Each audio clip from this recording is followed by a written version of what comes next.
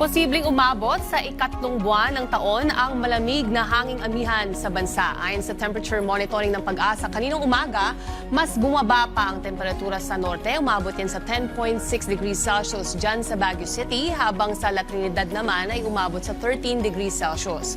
Bukod sa malakas na amihan, this weekend magpapaulan naman ang shear line.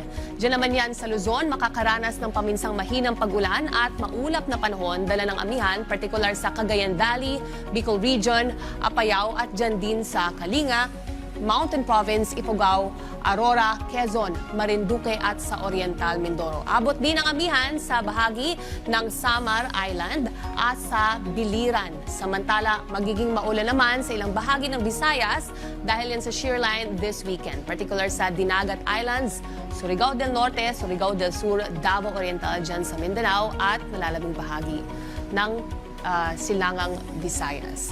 Ngayon, silipin naman natin ang weekend forecast sa ilang mga destinasyon sa ating bansa.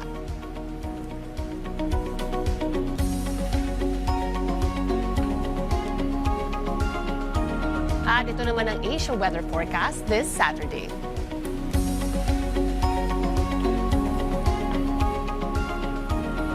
Keep safe at stay dry. Laging tandaan may tamang oras para sa bawat Pilipino. Panapanood ng